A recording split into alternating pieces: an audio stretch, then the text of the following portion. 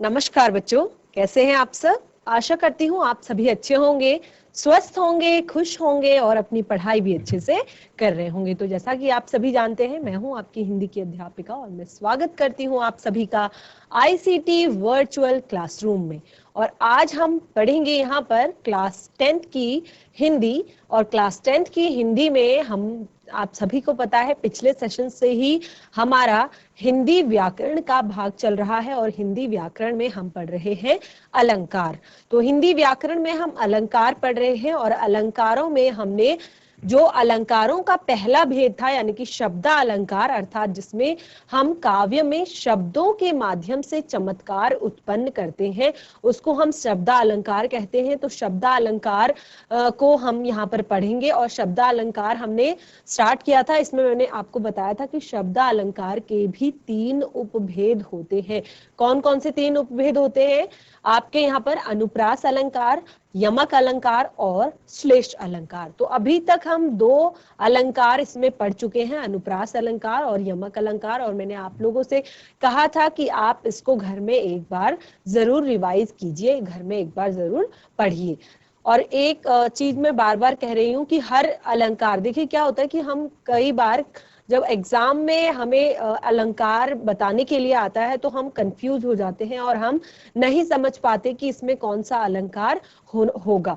तो उसके लिए क्या होता है कि हर अलंकार की कुछ विशेषताएं होती हैं जिनको आपको याद करना है। आप एक चीज को याद करके चलिए कि इस अलंकार की ये विशेषता है।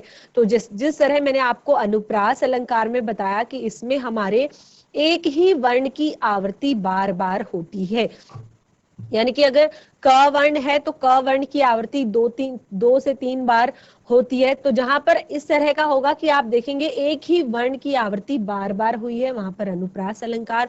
जहां पर एक शब्द की आवृत्ति बार बार हुई है और उसके अर्थ जो है वो अलग है, एक सेम शब्द है, उसकी आवृत्ति बार बार हुई है लेकिन अर्थ हर बार अलग है, तो उसको हम क्या कहेंगे? आपका यमक अलंकार। और आज हम पढ़ेंगे उसी के आगे का भाग, श्लेष अलंकार। तो बिल्कुल वहीं से शुरू करेंगे, कॉपी पेन पेंसिल लेकर बैठेंगे और बिल्कुल ध्यान पूर्वक सुनेंगे, समझने का प्रयास करेंगे। तो चलते हैं स्मार्ट बोर्ड की तरफ, शुरू करते हैं आज का सेशन। आज क्या पढ़ने वाले हैं तो बिल्कुल वहीं से स्टार्ट कीजिए, अपनी कॉपी पेन पेंसिल लेकर बैठिए और वहीं से लिखना शुरू करेंगे। और साथ में जो मैं आपको पढ़ाती जाऊंगी उसको समझेंगे भी। तो जैसे कि हम ये सारी चीजें एक बार आप देख लीजिए, ये सारी चीजें आपने अपनी कॉपी में लिखी होंगी। इस तरह से अलंकार के भेद, अलंकारों के 2 भेद बताए, शब्दा अलंकार, अर्था अलंकार, और उसके बाद हमने शुरू किया शब्दा अलंकार के जो 3 उपभेद हैं उन्हें। और यहाँ हम पहुंचे थे जो हमारा श्लेष अलंकार है, यानी कि हम यमक अलंकार को भी बहुत अच्छे से पढ़ चुके थे। और ये 2 एग्जाम्पल इस तरह से मैंने आप लोगों को दिए थे कि शब्द जो होते हैं वो बार बार रिपीट होते हैं लेकिन शब्दों के अर्थ जो है अलग अलग होते हैं। एग्जाम्पल यहाँ पर आपको लिखवाए थे, काली घटा का घमंड घटा। तो काली घटा, बिल्कुल मैंने आपको यहाँ पर अर्थ भी लिखकर दिखाया है। काली घटा यानी कि मेघ या बादल, और घटा यानी कि कम होना या समाप्त होना। ठीक है। और इस तरह अगला एग्जाम्पल भी हमने यहाँ पर पढ़ा था। तो आज हम पढ़ेंगे आपका श्लेष अलंकार। श्लेष अलंकार के बारे में, जैसे कि मैं आपको कल भी थोड़ा सा इंट्रो, यानी कि पिछले सेशन में भी थोड़ा सा इसका इंट्रो मैंने आप लोगों को दिया था कि क्या होता है श्लेष अलंकार। देखिए एक बार फिर से बताती हूँ कि जहां पर एक शब्द का प्रयोग एक ही बार हो परंतु उसके अर्थ जो है वो एक से अधिक निकले, यानी कि उस पे श्लेष का अर्थ होता है चिपकना या जुड़ना। तो जैसे ये मैंने आपको बताया था कि श्लेष का अर्थ होता है चिपका हुआ या जुड़ा हुआ। तो जहां पर शब्द तो एक होता है लेकिन उससे बहुत सारे अर्थ जुड़े हुए होते हैं, बहुत सारे अर्थ जो है वो चिपके हुए होते हैं, तो वहां पर श्लेष अलंकार आपका होता है। तो इसी तरह बिल्कुल इसको लिखना शुरू करेंगे,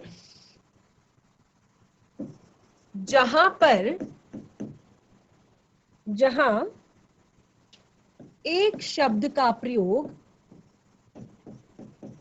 शब्द का प्रयोग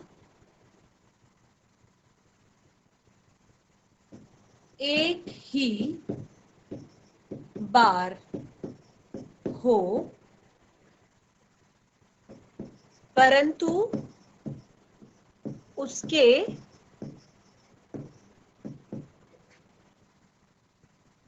अर्थ एक से अधिक हो,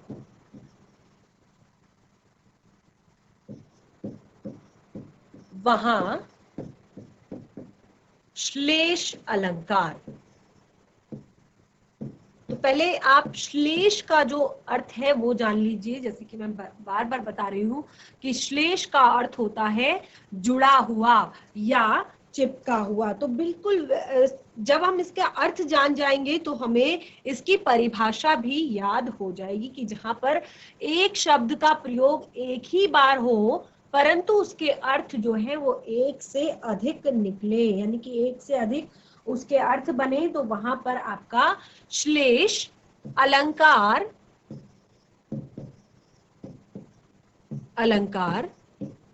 होगा।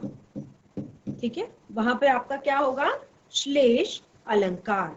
तो एग्जाम्पल यानी कि उदाहरणों से समझते हैं किस प्रकार श्लेष अलंकार होगा।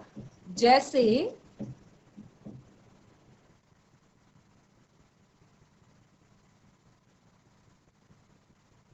श्लेष अलंकार का उदाहरण हम यहां पर लिखेंगे, मधुवन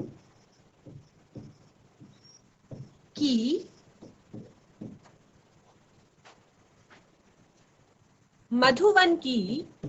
छाती को देखो,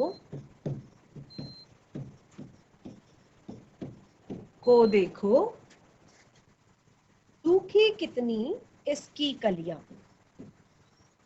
सूखी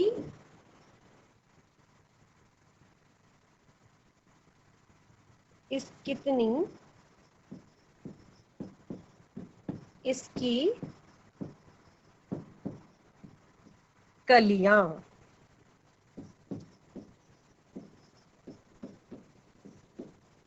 इसी प्रकार एक और मैं आप लोगों को यहाँ पर दोहा लिखवाती हूँ। जो रहीम, दोनों को स्पष्ट मैं आप लोगों को करूंगी। जो रहीम गति दीप की कुल कपूत गति सोय,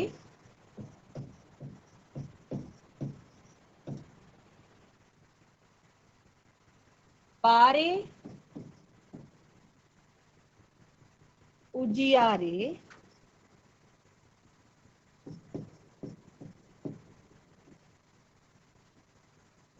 रो करे बढ़े अंधेरो हो।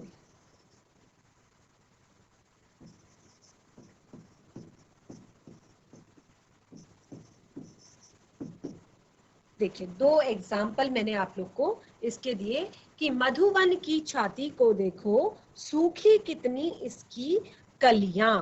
तो यहाँ पर मधुवन जो है उसको देखने के लिए कहा गया है कि इसकी कितनी अधिक जो कलियां है, कितनी इसकी कलियां जो है वो सूखी हुई है। यानी कि कलियां शब्द जो है वो एक बार प्रयोग हुआ है लेकिन फिर भी ये भिन्न भिन्न अर्थ दे रहा है।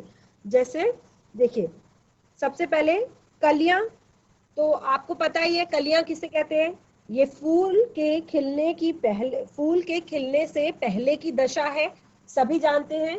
कलियां शब्द से सभी परिचित हैं कि कलियां हम किसे कहते हैं।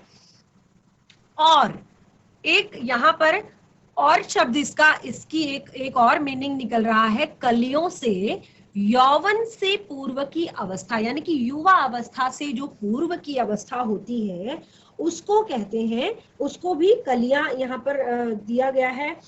ठीक है, तो दो अर्थ इसके यहाँ पर बताए गए हैं कि इस मधुवन की छाती को देखो, सूखी कितनी इसकी कलियां। और अगला है, जो रहीम गति दीप की कपूत गति सोए, बारे उजियारो करे, बाढ़े अंधेरो हो। यानी कि यहाँ पर दो ये जो दोहा है, यहाँ पर बारे तथा बाढ़े, ये दो शब्द जो है वो एक एक ही बार प्रयुक्त हुए हैं, लेकिन इनके दो दो अर्थ निकलते हैं। दोनों शब्द जो है केवल एक एक ही बार प्रयोग हुए हैं, लेकिन फिर भी इनके दो दो अर्थ निकलते हैं। देखिए, बारे उजियारो करे, जो रहीम गति दीप की, रहीम दास जी कहते हैं जिस प्रकार दीपक की गति होती है, कुत कपूत गति सोई, उसी प्रकार एक कुल कपूत की गति भी होती है, यानी कि कुल जो कुल की खानदान के का जो कपूत होता है उसकी भी गति होती है। बारे उजिया रे करे, बाड़े अंधेरे होय, यानी कि बारे, बारे का अर्थ होता है बारना, नहीं होता जलाना। ठीक है, और यहाँ पर बारे का एक और अर्थ है कि जन्म लेना। बारे उजियारो करे, जब वो जन्म लेता है तो ऐसा लगता है कि हमारे कुल खानदान में उजाला हो गया है, लेकिन बाढ़े अंधेरो होई। और यहाँ पर बाढ़े से दो अर्थ है, बुझाना या बढ़ना। तो यहाँ पर कहते हैं कि जैसे बुझाने से अंधेरा होता है तो उसी प्रकार बढ़ने से भी और घर में अंधकार छाता है, यानी कि घर में अशांति जो है वो फैल जाती है। तो इस प्रकार हमने श्लेष अलंकार भी अपना बहुत अच्छे से पढ़ लिया और बहुत अच्छे से समझ लिया। तो आशा करती हूँ कि आप लोगों को शब्द अलंकार, यानी कि शब्दों के आधार पर अलंकार में जहां पर चमत्कार जिस प्रकार से उत्पन्न होता है, ये आप लोगों को समझ में आ गया होगा। और शब्द अलंकार के तीन उपभेद, अनुप्रास अलंकार, यमक अलंकार और श्लेष अलंकार। देखिए, क्योंकि इसको शब्द अलंकार में रखा गया है और लगभग तीनों एक समान ही है, यहाँ पर शब्दों के बारे में ही तीनों में बात की गई है। आगे बढ़ेंगे, नंबर ख, अर्था अलंकार। ख, अर्था अलंकार। तो जैसे कि पहले भी मैं आप लोगों को बता चुकी हूं कि जिस प्रकार शब्दों के माध्यम से काव्य में जब सौंदर्य उत्पन्न होता है, काव्य में जब चमत्कार उत्पन्न होता है, तो वहां पर शब्द अलंकार होता है। अब यहाँ पर आप नाम से ही पढ़ रहे हैं कि अर्था अलंकार, यानी कि जिस काव्य में शब्दों के बजाय अर्थ में चमत्कार उत्पन्न हो रहा हो तथा अर्थ के द्वारा चमत्कार उत्पन्न हो रहा हो, वहां पर अर्था अलंकार आपका होगा। यानी कि अर्थ के माध्यम से चमत्कार जब उत्पन्न होगा तो वहां पर अर्था अलंकार होगा। तो इसको एक बार लिख लेते हैं, इसी प्रकार कॉपी में लिखेंगे आप सभी। जिस काव्य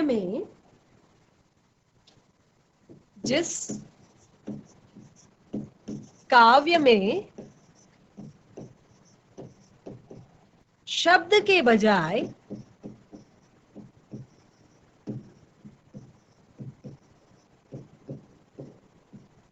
अर्थ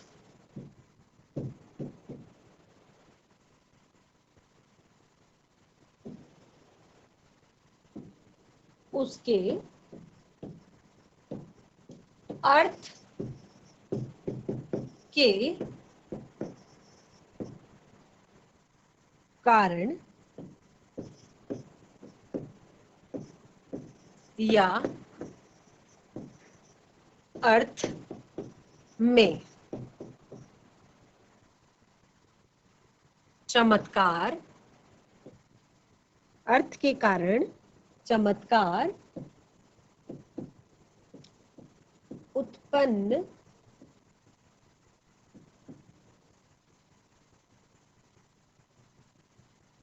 हो रहा हो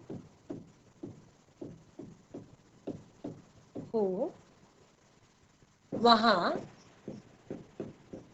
अर्थालंकार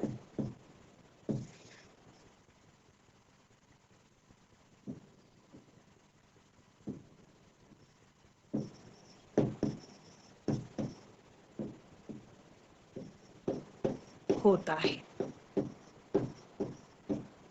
बिल्कुल याद रखेंगे कि जिस काव्य में शब्द के बजाय उसके अर्थ के कारण या उसके अर्थ में चमत्कार उत्पन्न हो रहा हो, तो वहां पर अर्था अलंकार होता है। तो अर्था अलंकार जो है, इसके प्रमुख कुछ अर्था अलंकार है, यानी कि अर्था अलंकार के कुछ उपभेद है। कुछ प्रमुख अर्थालंकार इस प्रकार हैं। कौन कौन से हैं? नंबर 1, सबको एक बार लिख लेंगे कॉपी में, उपमा अलंकार। नंबर 2, रूपक अलंकार। नंबर 3, उत्प्रेक्षा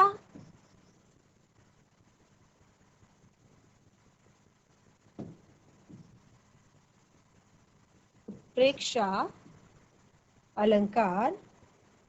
नंबर 4, अतिशयोक्ति अलंकार।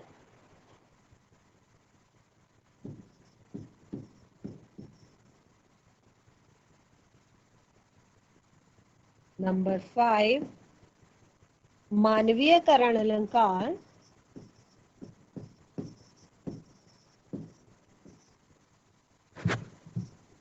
नंबर 5 तक ही है आपका। सबसे पहले उपमा अलंकार, फिर रूपक अलंकार, फिर उत्प्रेक्षा अलंकार, फिर अतिशयोक्ति अलंकार और मानवीयकरण अलंकार। तो यहाँ पर आपके अर्था अलंकार, यानी कि जिसमें शब्द के अर्थ के कारण ही काव्य में सौंदर्य उत्पन्न होता है या काव्य में चमत्कार उत्पन्न होता है, वहां पर अर्था अलंकार होता है। तो उपमा अलंकार को सबसे पहले हम पढ़ेंगे कि क्या होते हैं उपमा अलंकार या क्या होता है उपमा अलंकार। तो उपमा से क्या अर्थ आपका निकलता है? सबसे पहले हम पढ़ेंगे उपमा अलंकार।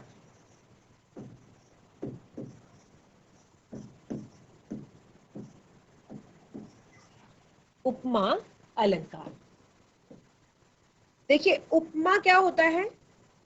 जब कभी क्या होता है कि बहुत अधिक समानता एक दो वस्तुओं में देखिए, एक दोनों वस्तुओं में कुछ समानता जब आ जाती है, तो इसी समानता के कारण ये अलग अलग होते हुए भी, या फिर ये चाहे ये वस्तु हो चाहे भी ये प्राणी हो, इसकी दूसरे वस्तु और प्राणी से तुलना की जाती है। कभी कभी हम कहते हैं ना कि ये इसके समान लग रहा है या इसके समान, इसके जैसा दिख रहा है।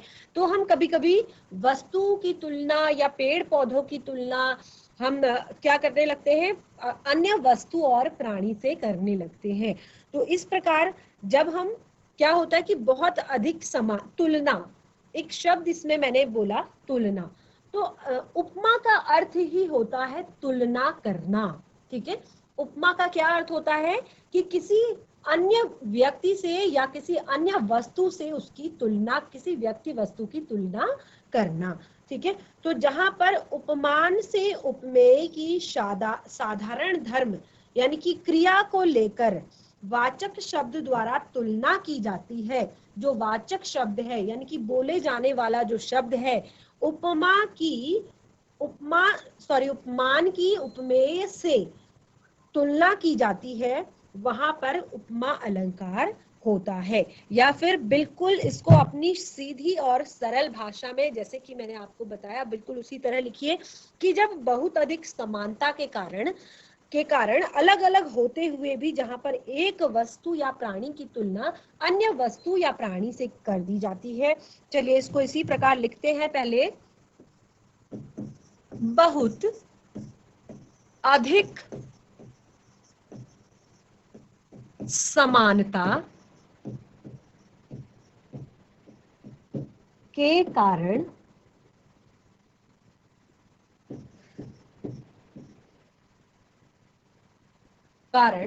अलग अलग होते हुए भी, देखिए ये बिल्कुल ध्यान रखिए कि वो जो चीजें हैं वो बिल्कुल अलग अलग है, ठीक है, अलग अलग होते हुए भी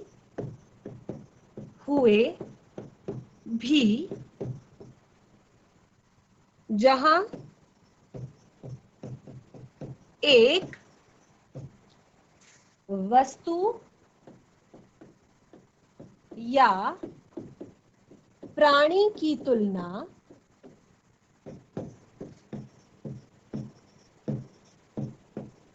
अन्य या दूसरी